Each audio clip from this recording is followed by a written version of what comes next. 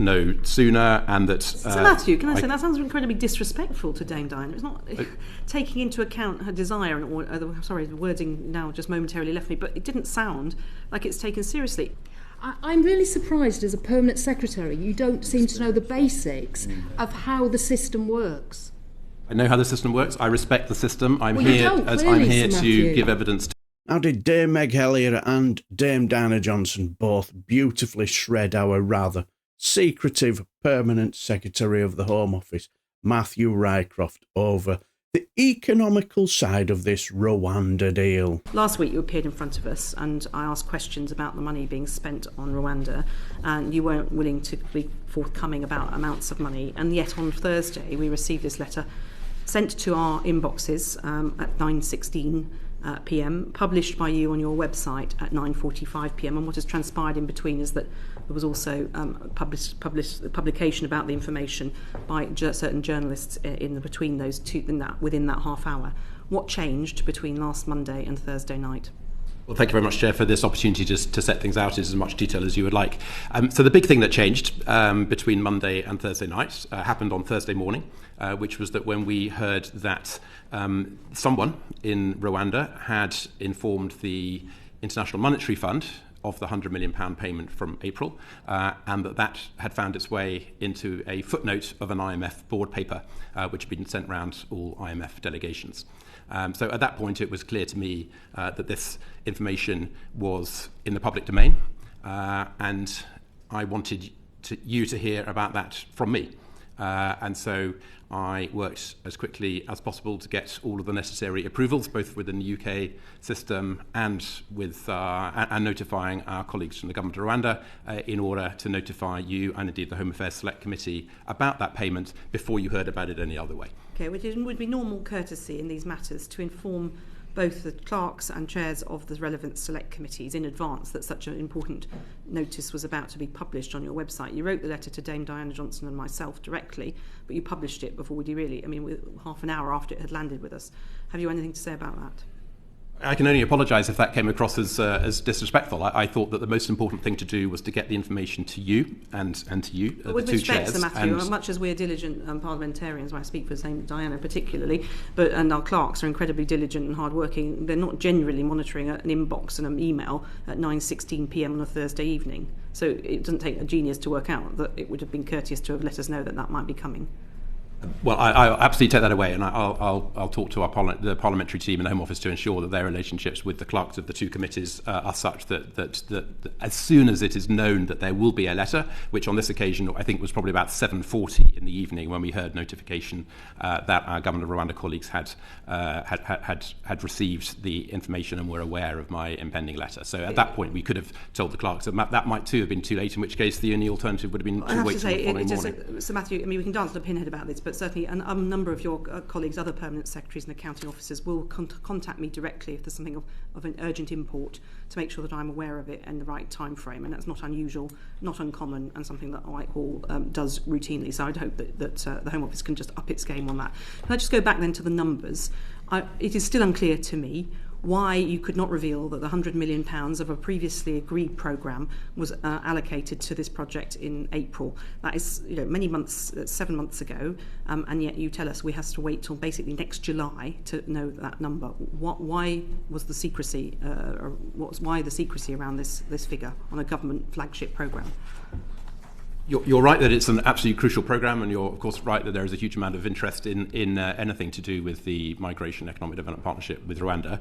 But I repeat what I said last Monday, and indeed to the Home Affairs Select Committee before that, which is that we have reached an agreement with the Government of Rwanda that this is commercially sensitive information, and that the right way to announce it is exactly in line with all other government spending, which is annually in the annual reports and accounts. And that's the normal way of all government spending from the Home Office and any other government department. Well, I have to say again, I think the Home Office is on the back foot on this, because remember, this committee doesn't just deal with the Home Office but with all other government departments on other major projects, either because those departments have volunteered it or because we have asked for it. There is more regular reporting with more detailed numbers. One recent example for us is High Speed 2, where there's 6 monthly reporting on terms agreed with the Public Accounts Committee. So it was not very commercially sensitive. That there was already money allocated to this programme. Money was expected to go to Rwanda, is pretty clear, and all we were asking for was the figure. Why? I don't understand. What was commercially sensitive, I repeat, about this?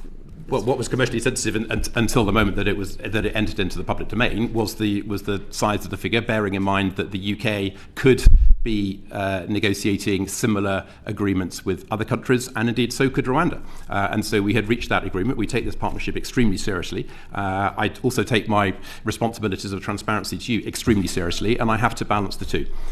It is a requirement to publish the information every year in the annual report and accounts, and we commit to do that. It's a choice about whether to publish that information in advance, and the choice for me as accounting officer is one where I need to weigh up the different aspects of the public interest, and I did that, and that changed on Thursday Matthew, morning. once you've already paid 120 million, then you've got a 20 million on account effectively up against any individuals that may be sent. Another 100 million on the top of a country you already have an agreement with is hardly a commercially sensitive issue. Was there a prospect that you would jump to a different provider, a different country for third-party asylum cases? That's always possible in the future, and as I say, as I had in the future, but not before the annual report and accounts come out. So surely you wouldn't be suggesting that between now and July of 2024 there was a likelihood that you would move and provide that funding to another country instead of Rwanda? I repeat, we had an agreement with the government of Rwanda that each of us would declare the payments at the end of the financial year, and we were sticking to our side of that bargain, bearing in mind the importance of the partnership and the commercially sensitive nature of that information. That changed on Thursday morning, which is why the balance of my assessment of the public interest also changed, which is why I took steps to inform you as rapidly as possible. Whose suggestion was it that it would be reported in the annual report and accounts? Was it driven by the Rwandan government or by the British government? Well, we make public all payments in the annual report and accounts. That's one of the purposes. Yes, of the again, annual but report going and back to this, Sir Matthew, other departments do provide Parliament with regular updates on a more frequent basis on major projects. It's not uncommon that happens outside of the annual report and accounts, laid to Parliament because Parliament needs to be able to scrutinise those figures, and often outside of the cycle of the annual report and accounts, which are, as you know, are at least 3 months after the actual end of the financial year. So there's always a time lag. And as I say, I have to balance the benefits of transparency against the issues of commercial sensitivity and on some of the other issues of national security. Okay, because you told us in July that we're not disclosing it because it was commercially sensitive, and at the time we were sceptical of that. But I'm going to ask Dame Diana Johnson to pick up on this point. Dame Diana. Well, thank you very much for the explanation about what happened, because that was not relayed to, I think, either myself or Dame Meg, about why on Thursday evening we suddenly were presented with the social media running a story that I'd received a letter which I'd clearly not seen late on Thursday evening. So it's helpful to understand the reasoning for that. I'm certainly aware that the clerks to the Home Affairs Select Committee were in touch with your colleagues in the parliamentary team that afternoon, but no mention that there was a letter coming, no mention that there was anything that we needed to be aware of.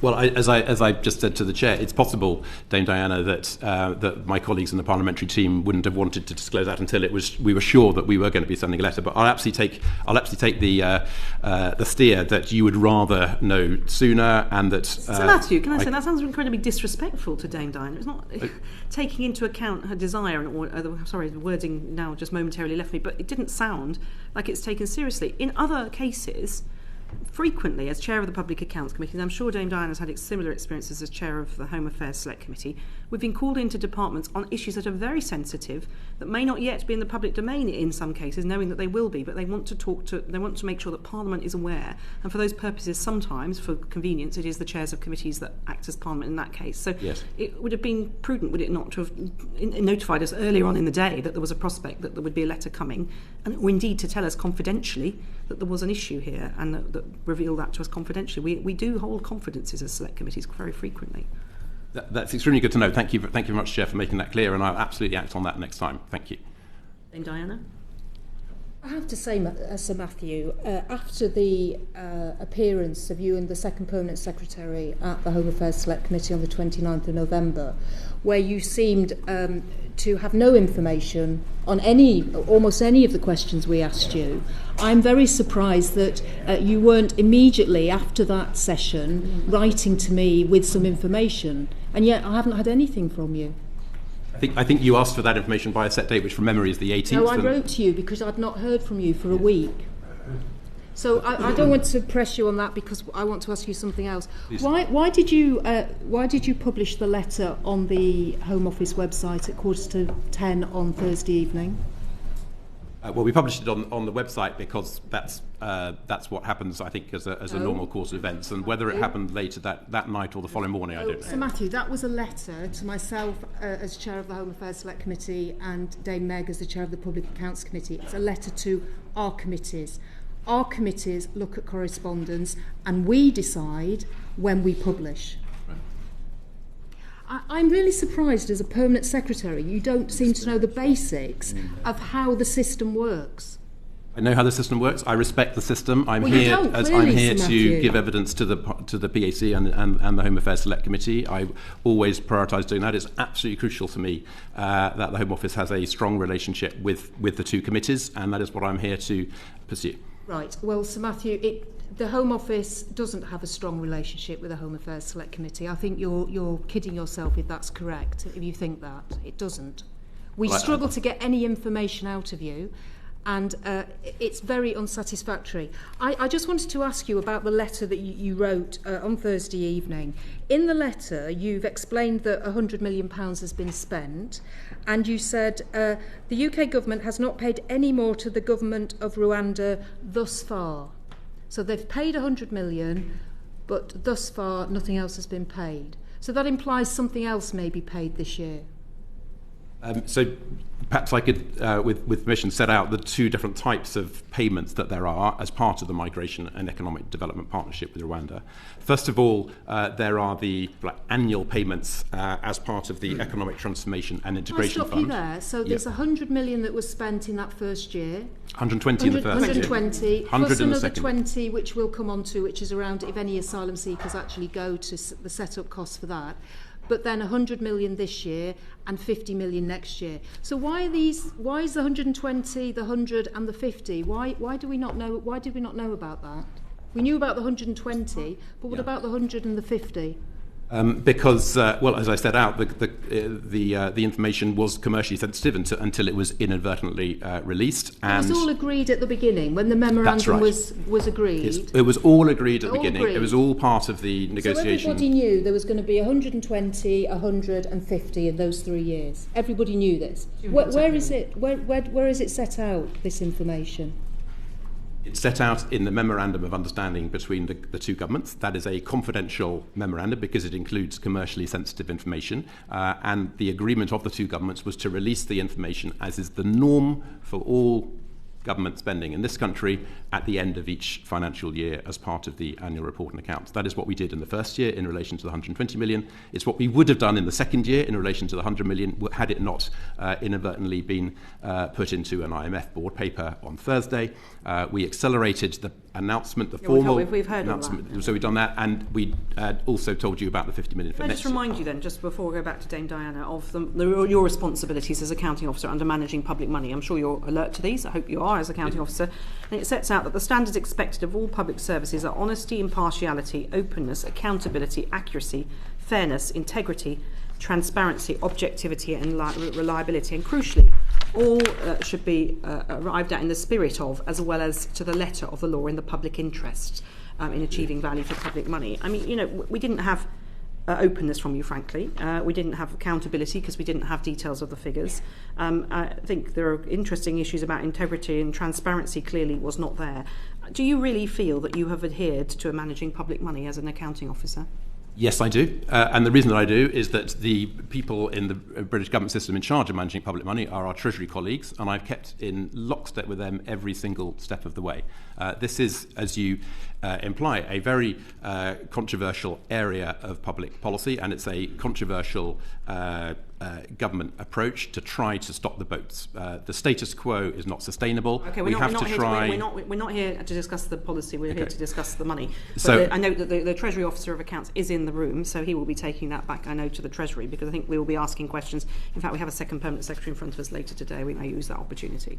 But it seems to us that we are pretty clear as a committee. We have open information from most departments, all departments. When we ask for it, we get it. And on this occasion, we asked, and we didn't get it, Sir Matthew. It's really subpar. I apologise that you have taken that as a sign of disrespect. It is not that at all. It is a sign of a commercially sensitive arrangement and of a ministerial decision to announce the funding annually. Ministerial decision. So maybe that's where it lies. Dame Diana, have you anything else to before I move on? I just ask them, will the 50 million that's now been, you've now said is going to be paid next year? It's due to be paid next year. Due to be paid, and these will be paid. There's no ability to opt out of these payments, I take it.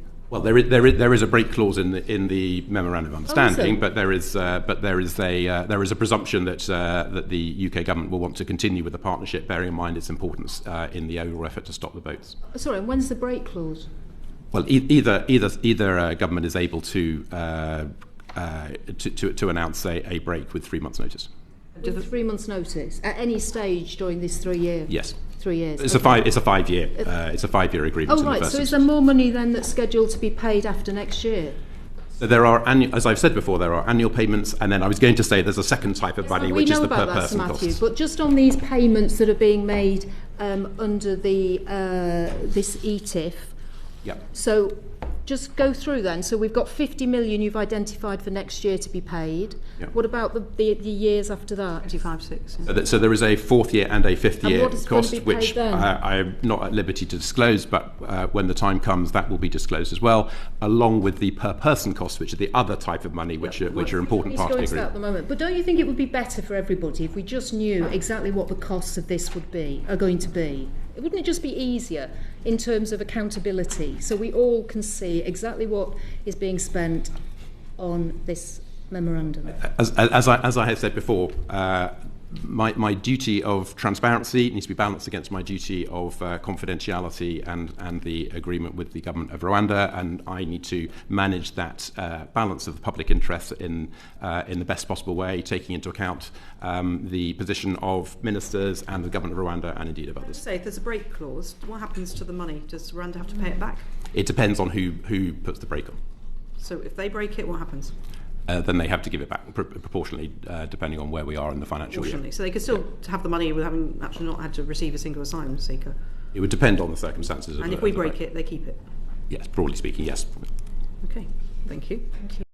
I'll be as brief as I can, but for me there were two things that stood out for me. Firstly, clearly this extreme Brexit Tory government, as well as Matthew Rycroft, show no respect for these committees whatsoever, whichever it is, be it the Public Accounts or the Home Affairs Select Committee or any other Select Committee. Secondly, he seems to care more about what the UK government think, as well as the Rwandan government, instead of the long-suffering taxpayer who's footing the bill for this nonsense. But what do you guys think? Do you agree? Do you think both Meg Hillier and Dame Diana Johnson were absolutely spot on, and Matthew Rycroft was very shady as well as very disrespectful? Anyway, let me know down below and I shall bid you farewell and take care, my friends.